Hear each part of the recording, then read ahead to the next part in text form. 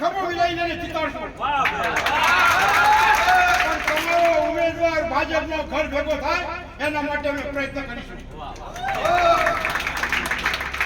મિત્રો અત્યારે બધા નથી જવું, પણ એટલું ચોક્કસ કહીશ કે ચેલેન્જ કરું છું ભાજપને.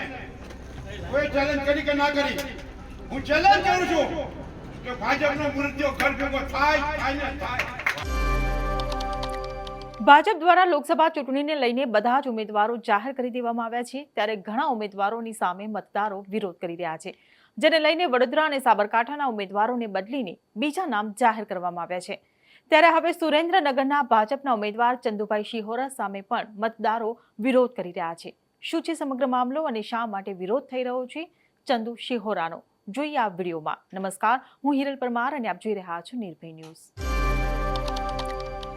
આગામી લોકસભાની ચૂંટણીમાં ઉમેદવારને લઈને સુરેન્દ્રનગર બેઠક પર ભાજપ કોને ઉમેદવાર તરીકે જાહેર કરે છે તેના પર સૌ કોઈની નજર રહી હતી. ત્યારે ભાજપ દ્વારા ચંદુ શિહોરાને સુરેન્દ્રનગર લોકસભા બેઠક પરથી ઉમેદવાર તરીકે જાહેર કરી દીધા છે. ભાજપના સુરેન્દ્રનગર લોકસભાના ઉમેદવાર ચંદુ શિહોરા પોતે હળવદ તાલુકાના છે અને મોરબી જિલ્લા પંચાયતના પૂર્વ પ્રમુખ છે, પરંતુ સુરેન્દ્રનગરના મતદારો આ ઉમેદવારનો અસ્વીકાર કરી રહ્યા છે. મારું નામ અર્જુન ભૂપતભાઈ ભળિયાદરા, હાલ ચોકી ગ્રામ પંચાયતમાં ડેપ્યુટી સરપંચ તરીકેની ફરજ બજાવું છું. આજ રોજ સુરેન્દ્રનગર લોકસભામાં સામાજિક આગેવાનની મળેલી મિટિંગમાં એવો નિર્ણય કરવામાં આવ્યો છે કે ભાજપમાંથી તળપદા કોળી સમાજને ટિકિટ આપવામાં આવી નથી. આવડો મોટો સમાજ છે, આજ દિન સુધી ખોબે ને ધોબે મત આપ્યા છે, છતાં આવી મોટી અવગણના તળપદા કોળી સમાજની કરવામાં આવી છે. તો આ તરફથી આવો નિર્ણય લેવામાં આવ્યો છે કે જો આ ટિકિટની ફેરબદલી નહીં કરવામાં આવે તો ભાજપ પક્ષમાંથી પણ તમામ કાર્યકર્તાઓ રાજીનામા આપવાની પૂર્વ તૈયારીમાં છે. એટલે સમાજને ન્યાય થાય એવું કાર્ય કરવા. સુરેન્દ્રનગર લોકસભા બેઠક પર કોળી સમાજના મતદારોનું પ્રભુત્વ રહેલું છે, પરંતુ કોળી સમાજમાં પણ બે પ્રકાર આવેલા છે. એક છે તળપદા કોળી સમાજ અને બીજો છે ચુવાડિયા કોળી સમાજ.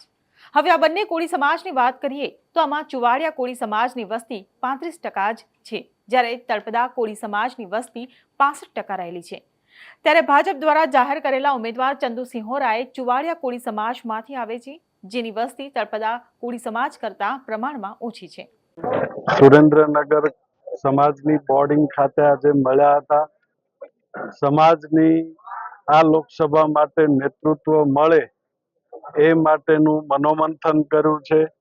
સમાજે કમિટી બનાવી છે અને સમાજનું નેતૃત્વ આ વિસ્તારમાંથી કોણ કરશે એની પેનલ સમાજની કમિટી બનાવીને આપશે અને એ લાગણી, એ યાદી પ્રદેશના નેતૃત્વ સુધી પહોંચાડવાનો અમે પ્રયત્ન કરીશું અને સમાજની જે લાગણી છે એ લાગણીને ન્યાય મળે એ વાત ગુજરાત પ્રદેશ કોંગ્રેસ સમિતિના મોવડી મંડળ સુધી પહોંચાડે.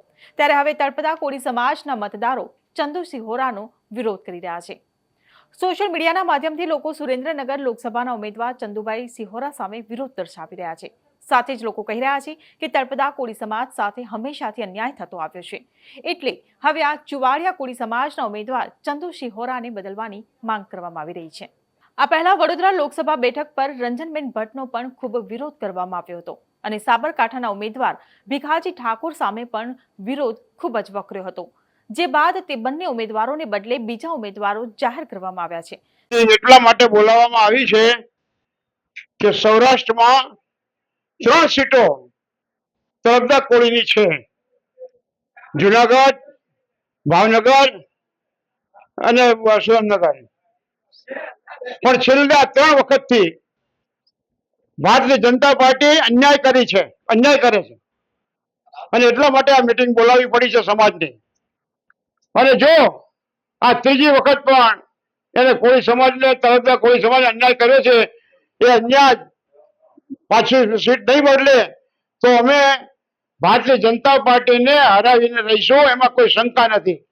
સમસ્ત તળપદા કોળી સમાજ સંગઠિત થયો છે અને આ વખતે એક તળપદા કોળીનો મત ભાજપને નહીં મળે એના માટે બધા ભેગા થયા છીએ.